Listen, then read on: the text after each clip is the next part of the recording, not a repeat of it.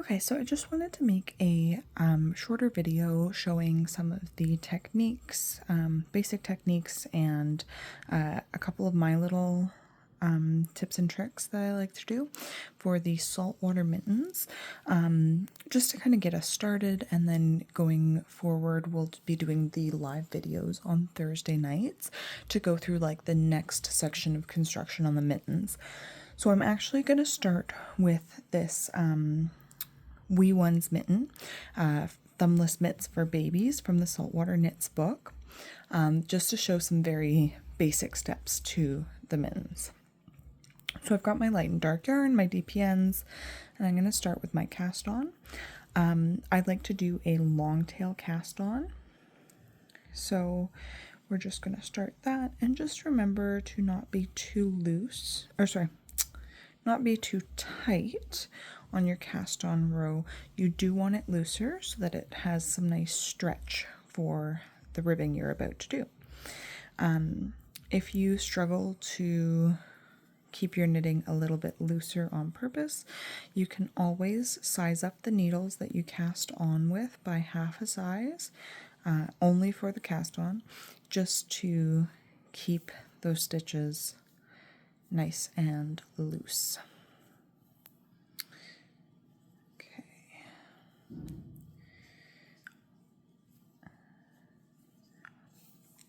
Let's count.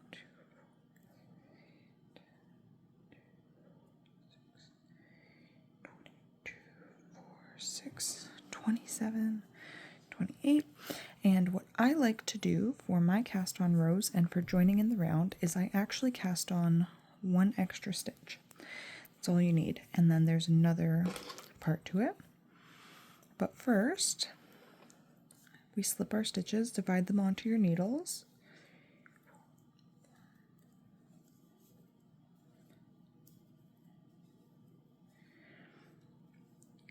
Now, when you're dividing them, if they have to be divided up evenly or specifically, add your extra stitch to this needle, your first needle. And then what I like to do, instead of like transferring all to this one and this one to a new one, we're going to pause here, and then with our next needle, start slipping our stitches again.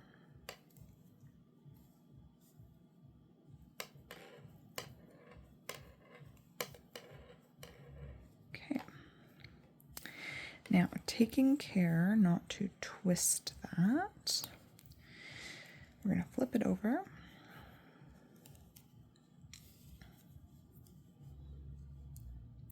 Now, this is the join that I like to do. We are going to take the first stitch from our right needle and slip it to the left. And what was our first stitch for the cast on and is now the second stitch on the left needle, we take that and we slip it over and off of the needle.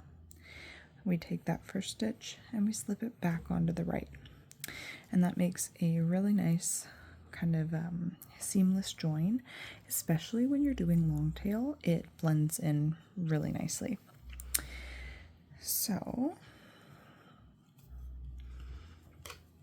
excuse me, next up along our for our joining, the next step I do is, as we start doing the knitting, I pick up my tail and I'm going to knit with my tail and my yarn for a couple stitches. And essentially what this is doing is it is weaving in that first end for us so that we don't have to at the end. At this point, I usually do like anywhere between 4 to 8 stitches depending on the weight of the yarn. I just pull my tail out at this point. I'm going to leave it dangling. And when I'm doing double pointed needles, this acts for me as my like beginning of round marker, and so I'll know that the needle with the tail is always going to be my first needle. So if I was doing circular knitting on circular needles, my beginning of round stitch would be here, but instead I'm just using this tail. I also do this technique of the knitting with two on any time I join in the round. It is my favorite way to do that. So I'm just going to finish knitting this round, and then I'll show you, because there is a way to resolve that knitting with 2 threads, yarns, whatever you want to call it.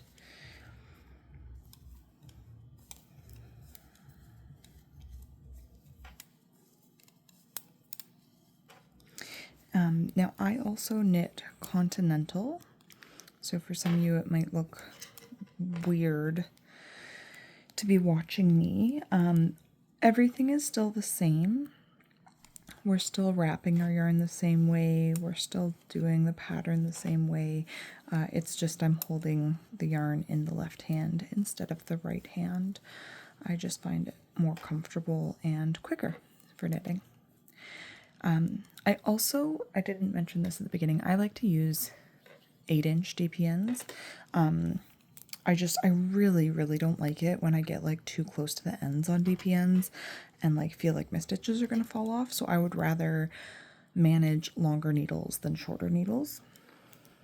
6 inches will be more than enough though for any of the mittens. Okay, so we're back at the beginning of the round. So what I'm going to do with all of these like duplicated stitches is I'm just going to treat them as a knit 2 together or a purl 2 together, and I'm going to do that for every stitch along because it looks like it's 2, it's really just 1. And that is it. So from now on we just knit normally on all of these stitches. And I really like that join. Looking back here, you can see it looks essentially like just an additional long tail cast on stitch. Okay, so I am going to finish my ribbing. Actually, I've just made up my mind. I'm actually going to do a couple stripes in the ribbing, just for fun. Why not? So on my next round, I will do a stripe and show you how to do that transition. Okay, so the book does have instructions on how to do a jogless transition, I think they call it, or like a jogless join when switching colors.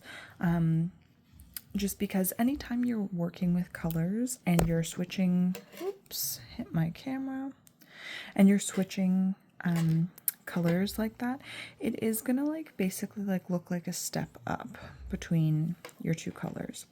Some people don't want it. It's not really avoidable when you're doing single stripes like this, and I am going to be doing single stripes. And then there's like another technique they call, I think they refer to it as like a tidy ribbing. And again, that it doesn't really work on single stripes like this. But I'm gonna just be doing like my regular color transition. On my other mitts that I'm making for myself, I will use both of those techniques though to show the difference and how to do it.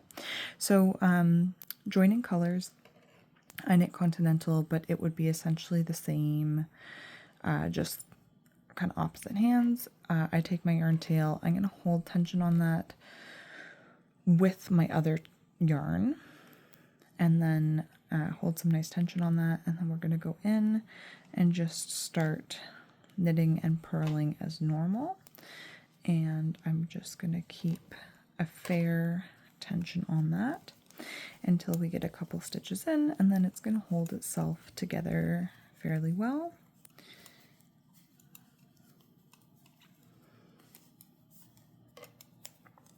And anytime you join a new color on that first round where you have the loose tail, that stitch is going to want to be looser until you actually secure it and tie off and weave in your ends. So you just kind of got to keep pulling it snug as you encounter it, but it really will only affect your next row. And then after that, it shouldn't be any bother at all, and you'll just tighten it up at the end. So as we're coming up to the end here, these stitches are getting a bit looser because we have a loose yarn because we're not using it. So I just knit it as best can and then pull snug. Don't pull tight because then that's going to affect the gauge of those next few stitches if you pull too tight. So just pull snug so it's falling into about the same gauge. And we're at the beginning of the row. Do my little row counter. Okay, and now I always try to twist my colors the same way, if that makes sense. Like I'll always bring this color I'm ending with over top of the color, underneath. So I'm starting with this color next. It doesn't really matter which way you do it, just do it the same way every time. It'll look consistent. Okay, so we're going to hold this tail off to the side, and now this stitch is also a bit loose. We're going to grab this tail and hold that to the side and just hold a little bit of tension on both of those.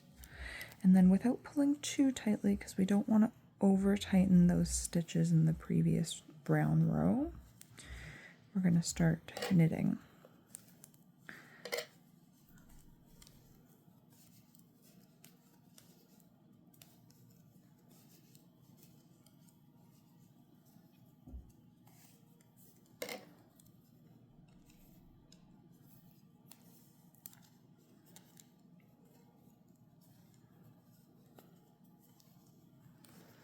And I really love this like classic 1x1 striping that is very common in these mittens. I just think it looks so cute and like very nautical.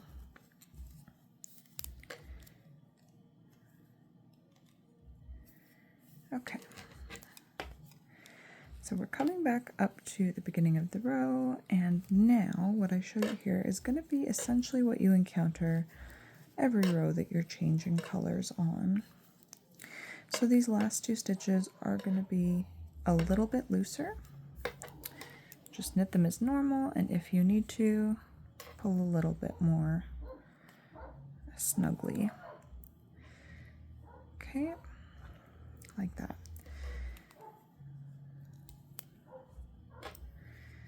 And we're going to switch our yarns. So we're switching back to white, and I'm going to hold a little bit of tension on the brown and a little bit of tension on the white, but not too snug because I don't want to over pull those previous stitches, and then just start knitting in pattern. And also don't forget your row counter. Okay, so I'm just going to finish this cuff and then I'll show you the increases. So we're on the final round of the cuff, and that is when we're going to do some increases. So these patterns are written a bit differently than normal just because they are traditionally patterns that are passed down like through oral traditions, so they sound more like someone's talking to you. So the way it describes the increases, and I'm pretty sure this is for every mitt, is it gives instructions for how many rounds to do for your ribbing, and then increasing a number of stitches evenly spaced on the final round, and then it gives a final stitch count. So in this case, we are increasing by 3 stitches. We're starting with 29. So we're just going to do a little bit of math quickly first. So that is 29 divided by 3 stitches that we're increasing is 9.3. So that's not an even number. So what we're going to do is, because it is a third, we're going to do 10, 10, and 9, which equals 29. So to do our increases, we're still working on ribbing, because this is our final round of the ribbing that we're doing it on. So we just start going, and we're going to count 2, 3, 4, 5, 6, 7, 8, 9, 10. So there's our first 10 stitches. Let me just loosen up my yarn here so I'm not pulling the balls everywhere. So we've done our first 10, and we're going to do our first increase. Now, in this case, it is falling at the end of a needle, but it might be in the middle for yours. And the way to do it is you can do a make one left or make one right is what is suggested, because then you're not going to get holes in your final product. So I prefer, just for ease, a make one left because they are really quick to do, but it doesn't matter. Some other patterns specify to do a make one left versus make one right. For example, in the gussets in this pattern, it is important to do your make one left, make one right, because that's going to affect the way the stitches lean. But right now on the cuff increase round, it doesn't matter. So we're going to count to 10 again. 4, 5, 6, 8, 9, and 10. And we're going to do another increase. So again, I'm doing a make one left. And for our final increase, we're going to do 9.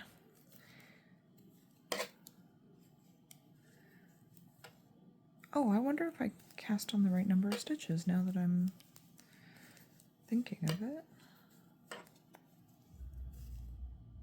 2, 4, 6, 8. Why do I not have the right number of stitches? Oh, it's 28 stitches. Well, either way. Okay, clearly I don't read very well. So I do have the right number of stitches. Okay, and there's our last one. Besides the fact that I didn't know how many stitches I was working with, the concept is the same. You're going to take your number of stitches that you're working with in your ribbing, divided by the number of stitches you need to increase by, and then that'll give you how to evenly space. I also just wanted to show here what it means by not jogless. So it's a bit harder to see up here in the thick of things, but down here at the bottom, this white and this white are both on the same row. Up here, this white and this white are both on the same row, but they look staggered, and that is just because as you knit around, the row's got to end somewhere, and then you start in your next color. So the jogless join just minimizes that, so it looks like one complete stripe. Okay, so our next step is to arrange our stitches on our needles as per the pattern. And this is just going to help keep us on track. So needle 1 is 15 stitches, so that is, needle 1 is here, so we've got 10, 11,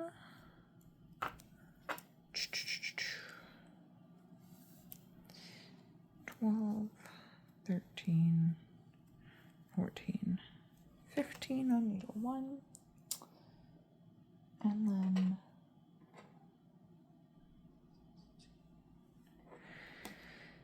the other two will have 8 stitches. 2, 4, 6, 7,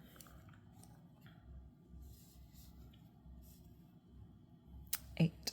Okay, so we've divided our needles up, our stitches on our needles up. So the way it's divided, the one with 15 is going to be our Colourwork pattern, and the other two are our palm. So that's going to be the salt and pepper stitch, which is really fun to do. Now, some very basic color work instruction. I do continental knitting. So the way I hold my yarn is I loop my pinky and twist, and then I take my middle finger and divide, and then I take my index and hold. Every time I wrap my yarn, I'm going to wrap it the same way so that my dark is on the left and my light is on the right, like so. If you switch it and the next time I pick it up, say I do light and dark, like this, it's actually going to end up being quite obvious. It's very weird that something so minimal can make such a difference to your color work, but for consistent color work and really good results, you're going to want to hold it the same way every time. Generally speaking, the one that's on the left is going to be, I guess, like the more prominent color. The book suggests dark on the left, light on the right, but really, as long as you're holding it the same way every time, it's going to be fine. So, another way you can hold your yarns if you're English knitting is you can do one yarn at a time and just carry this along the back. So as you knit your stitches, then you go to switch and you will carry this along the back so it just hangs there when you're not using it. Or you can do a similar thing to the continental, and it's the same concept of keeping the dark on the left, light on the right. Oh, I don't knit this way, so this is awkward for me, but holding them like that, and then as you knit, just as an example, you're gonna only loop one of them. I don't like knitting this way. And sorry, this looks really awkward because I don't ever hold two yarns in my left hand. What I have done as well in the past is a combo, and so that has been where I hold dark in one hand and light in the other and knit. So I'll give an example here. So say I'm starting my pattern and it's 3. Then when I go to do the next one, I'm pulling it across. So I'm actually knitting with both hands at once, like that. So your choice of what you want to do, you're going to have to go with, 1, what feels comfortable to you, and 2, kind of what you know already for knitting. Okay, so I'm going to start the color work chart. In this case, this one has multiple charts I can knit from, and I am choosing the diamond pattern.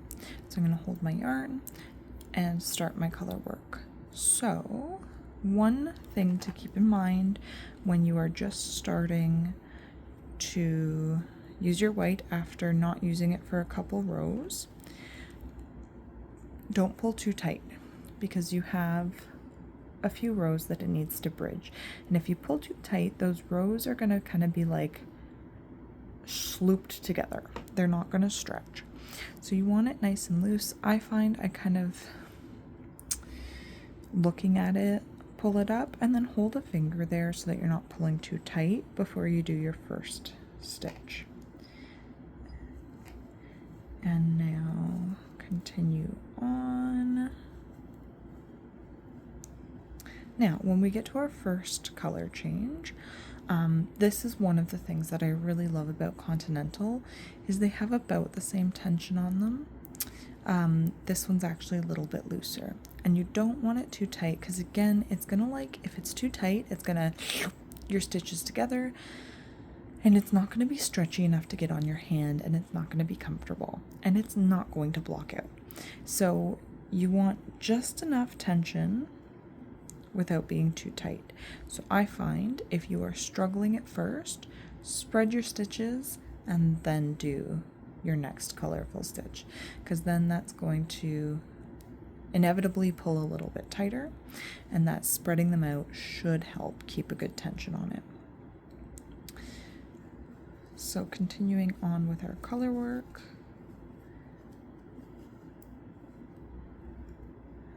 do our next white stitch, and so we've got our floats starting in the back.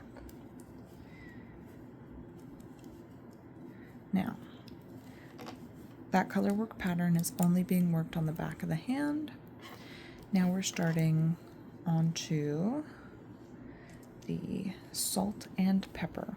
And the salt and pepper is going to be the same across all of the mittens. And you're just alternating dark and light, and you're going to alternate it as well every row. So this row I started with dark, so the next row I'm going to start with light when I get to my salt and pepper section. This section is also a little bit easier to hold some adequate tension on because you're only bridging one stitch at a time. So even if you do accidentally pull a little bit tighter than maybe necessary,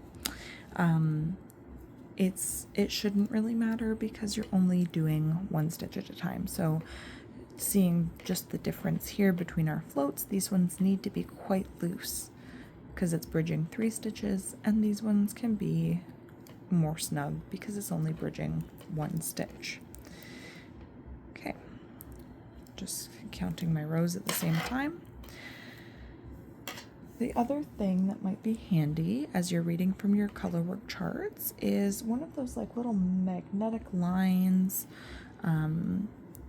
or something similar to keep track of what row you're on.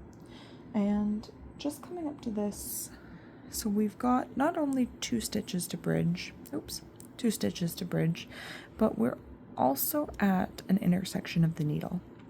So it's going to be essentially the same, but you want to pull it just a little bit more snug than you might think because you don't want it overly loose because of the gap in the needles. So just keep that in mind. It's only really going to happen between your salt and pepper and your colorwork transitions. It's not really going to happen between your salt and pepper transition. Okay. Oops. Can't hook that one. And now you'll see on this row, we're carrying the brown as floats. And so that's the one bridging more stitches, and we just have to keep it a little bit looser. Okay, and onto our salt and pepper. And so this stitch was a brown one, so we're going to start with white. And you'll see I actually just pulled a little bit too tight there because it is bridging a gap, but it's also bridging 2 stitches. So just kind of like manually loosen it up by wiggling your stitch out.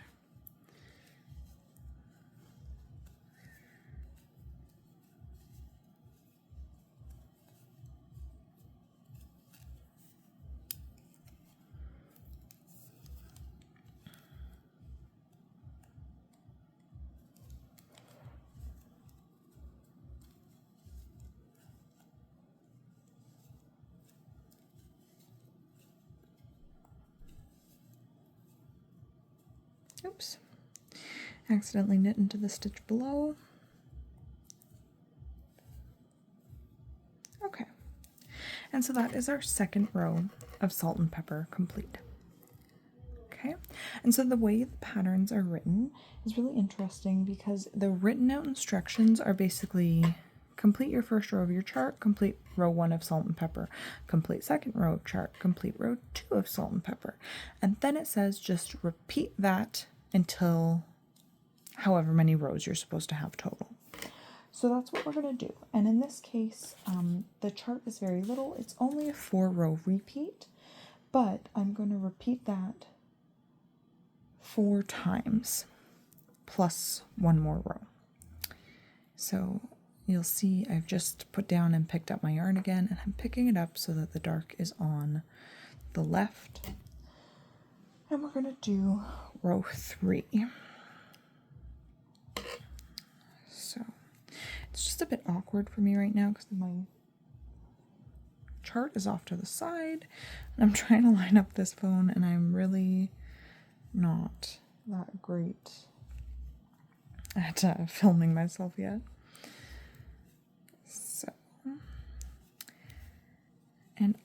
So the mittens are a little bit of an interesting one because correct tension in these is really quite integral to getting a successful mitten.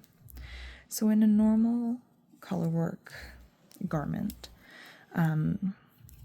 pausing that thought just to say, starting here, I'm starting back on row 1 of Salt and Pepper, which is with the dark.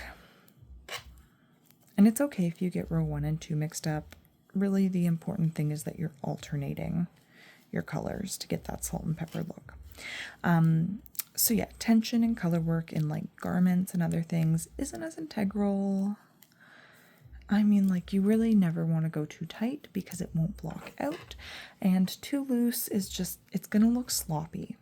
But with these in particular, proper tension is kind of like a must to a functional mitten, especially to serve the purpose of this like double knitting Fair Isle technique, because the whole point of it is to provide a really nice warm mitten that is kind of like 2 layers in one, and it just adds that extra protection from the wind and the elements. Your floats on the back, which I don't know if I'd said, but like these little lines are what are called floats. Those are essentially adding like a second layer of thickness to your mitten. And without it, your mitten would still be pretty warm, but it's not going to be nearly as warm. Or durable, really. Like, these were initially made as like working mittens, right? So the durability of them is also that added bonus. And then they've just got these beautiful, beautiful patterns on it. So it's like kind of a best of both worlds situation. And then we're back on to row 2 of our salt and pepper.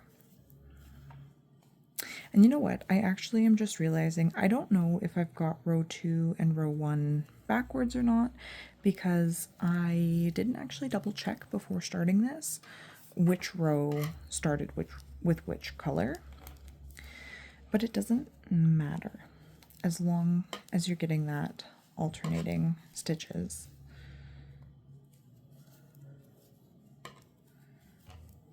Okay, so that has been the first repeat of our Colourwork pattern for this little baby mitten. I'm just gonna flip it inside out so you can kind of see, and then I do want to just quickly talk about some gauge and how to take that. So you'll see our cuff looks the same inside and out. Our first float here from the ribbing up to the white, we've kept that not loose, because if you go too loose with your floats, your stitches get loose, because that extra yarn is going to want to go somewhere, and like when you stretch it, it'll like, these stitches will stretch out, right? Like the one that it's coming out of. So you want it loose enough to stretch, tight enough or snug enough to not stretch or tighten your stitches. And then you'll see that our floats, like, it doesn't look like the back of normal knitting. It's essentially hidden because every stitch has these floats going over. And it's not too loose. Like, we're not going to snag on anything, which I feel like is really important for these little baby mittens, to not have snagged fingers in them. And this side that we're looking at now is the back of the hand Colourwork section. But it's also not too tight, so that mitten is still stretching. The stretchiness would also be important for having like a mitten that's maybe slightly too big, so that it eventually felts down around your hand and makes kind of like the optimal shape of your hand, and that felted aspect is going to provide even more warmth. And then on our salt and pepper side, you'll see it's done the same thing, just smaller floats. And it's created this like double layer. That's why they call it double knitting or double ball knitting in Newfoundland, is because you're literally creating 2 layers in one. So I'm just going to go finish the color work, and I will show you a little bit more at the end. So I finished the color work.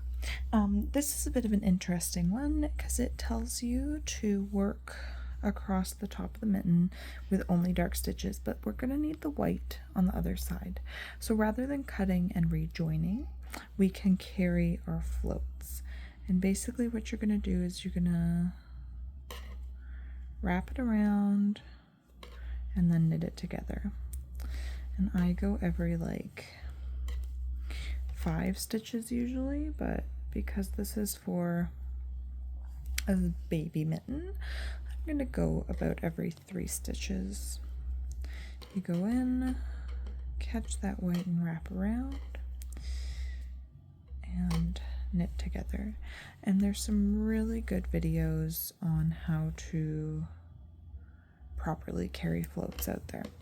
And what you want to do as you're carrying them is just give them a little tug to pull that yarn through, and it basically keeps the yarn hidden at the back, which is very convenient. The only thing to remember is that to carry a float, it does take 2 stitches, because you need to wrap it and then on your next stitch knit it to like lock it in place. And you'll see we're carrying it and you can see it through there. So we just give it a little tug. Let's tighten it up. And it's invisible on the front. And now I'm going to continue working in salt and pepper on the palm before doing the shaping. Okay, and we're on to the shaping, which is interesting. So a lot of the mitten patterns, you'll already have salt and pepper established here, so you'll continue on in that same color pattern. In this case we don't, so I did just kind of count back, and I should be starting on brown. So I'm going to knit my first color in the correct color in the sequence, and then I'm going to slip knit in my next color in the sequence, and then I'm going to knit that same color. Now I'm going to continue across my row in my salt and pepper sequence. And this is for a round top. And then I'm going to stop at 3 before the end of my needle, and we're going to continue. So I ended on a white. We're going to knit 2 together in white, and then brown is our final one. And we're going to do essentially the same thing on the back, but our colors are just going to be different. So we are doing... Did I mess that up?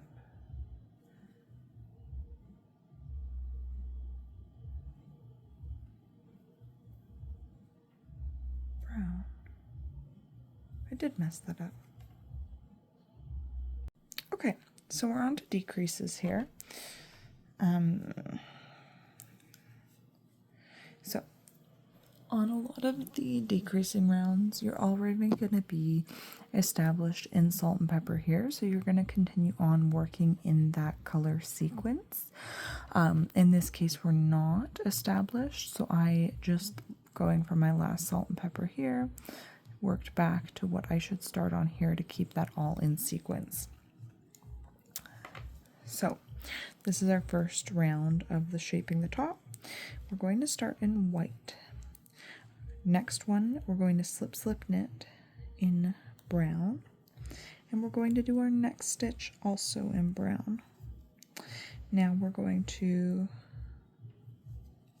continue in salt and pepper, so alternating those colors until 3 stitches remain on the needle.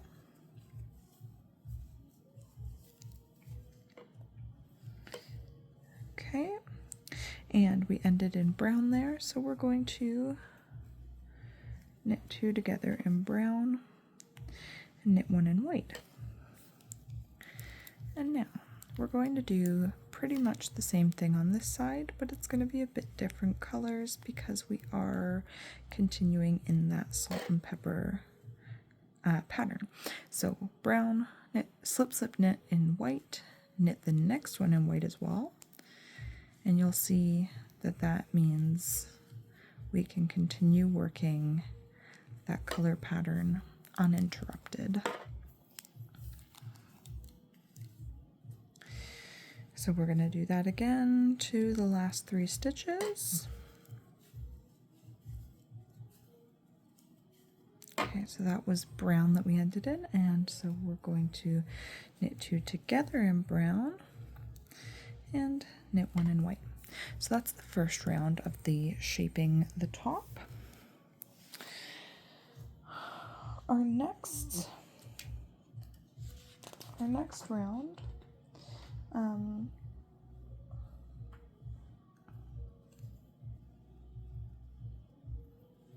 sorry, I'm just reading the pattern. Okay, so we're gonna do the same decreases, but in a different color order. So we've got white here, so we're continuing in salt and pepper. So we're starting with brown, and now you'll see here we've got 2 browns beside each other, so when we knit that together with white, it's actually re-establishing that same salt and pepper pattern all the way across. It's like basically invisible, which is really neat. So we're doing that to the last 3 on this needle, and we've got 2 brown beside each other, and we're going to knit that together with the white, finish off that needle in brown. And we're doing the same thing, but again it's going to just be different colors because we want to stay in pattern. So slip slip knit those white together and continue on in salt and pepper pattern. This gives us a really nice uninterrupted color, and continue on until there is 3 stitches left on needle 3, and do the same decrease pattern. So knit 2 together and knit 1. Okay.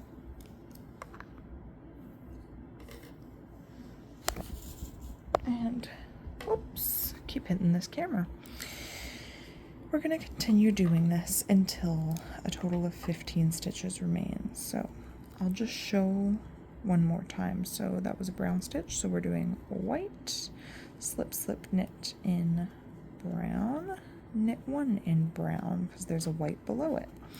Continue on in that color pattern until 3 stitches remain on the needle. We've ended in brown. We're knitting 2 together in brown, and we're ending on a white stitch. And that is just repeating row 1 of shaping again. So knit 1 in brown, slip slip knit, knit 2 together in white, knit 1 in white to maintain that color pattern.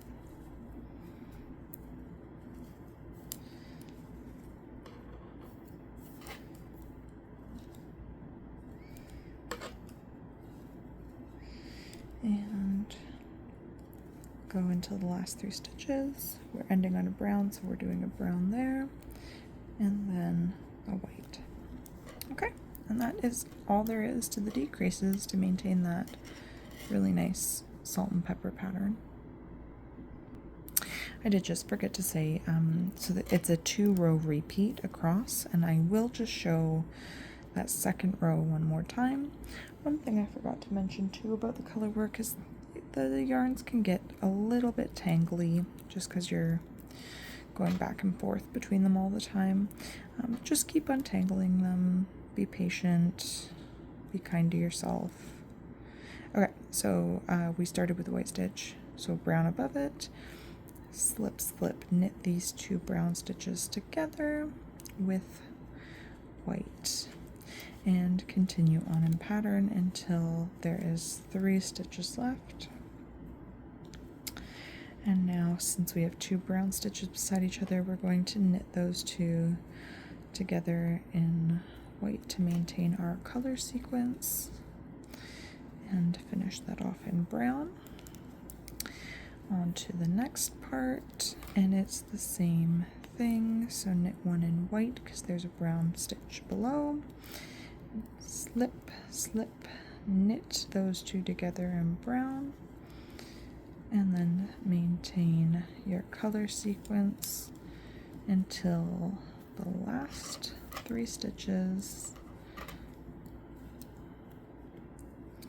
So you're just looking for the color below it. If you get lost in your color pattern, just look at what color is below it that you are knitting.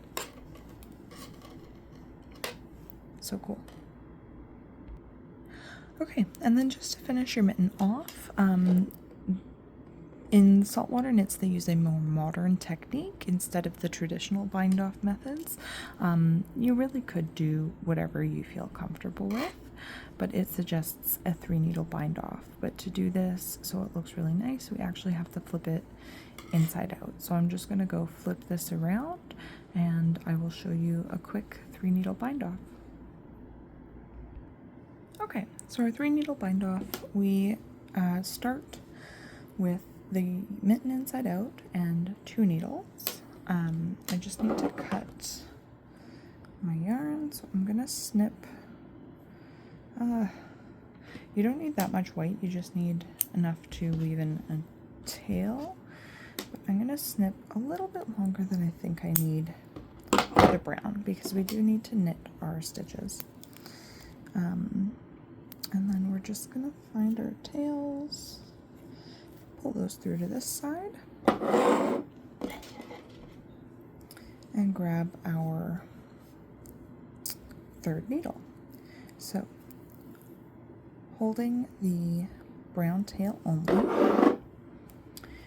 we're going to start by going in through, and your tail should be on the side towards you. You're going to go in through the 1st stitch, and then also the 2nd stitch, and then essentially knit 2 together from those 2 stitches. And it can be a little bit tricky to catch them both. And you're going to do the same thing, and you should be knitting the 2 of the same color together. Okay, and there. So at this point, we've knit 2. It is like a regular bind off. So it's kind of a hybrid. So you're doing the same steps as a regular bind off. You're just knitting 2 together before you do that. Okay, so then 2 stitches, and we pull that stitch over before going in both of our stitches, and we just go in knitwise. It's just we're going through 2 instead of 1. Oh, see what I mean? It can be a bit tricky to catch the yarn and pull it through both. Yep, it happened again. So if you're encountering that, you can slip it through 1, pull snug, slip it through the 2nd, and then off. And you don't want to do this overly tight either, because it is the tip of the fingers. You do want, you know, not this like really rigid seam in it.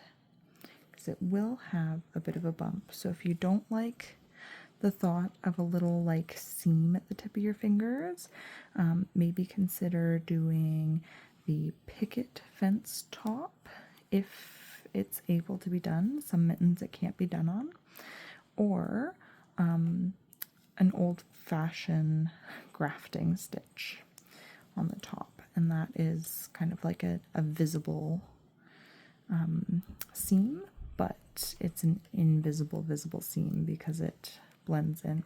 Then when we get to our last lone little stitch, just knit this as a regular bind off. And from here, we're just going to tie our knot as normal. And the final steps are to weave in your ends and block your mitt. And that's really all there is to it. It's intimidating, takes patience, but it is so worth it. And just one final thing I want to touch on about Colourwork very quickly is just the tension. So to know if you've got a decent tension, regardless of gauge, is really the look of the Colourwork. So if it puckers a little tiny bit, that's fine. That's going to block out one way or another. If it looks like this at the end of it, that is also fine, because that is really good tension. You don't have loose stitches, you don't have puckering, and this mitten is unblocked. What you don't want is any loose, large, loopy stitches. This one kind of looks like it, so it would be like that or bigger. You don't want that, because that is not going to block out. You're just going to end up with basically like larger holes in your knit, and that's not going to be fun. So you can see there, like that stitch is a wee bit loose. Since it's just one stitch, I might be able to either block it out or like pull it to the back. But if that was happening, or more loosey-goose than that was happening at every color change or frequently throughout, I would definitely want to adjust the tension that I'm holding the yarn with.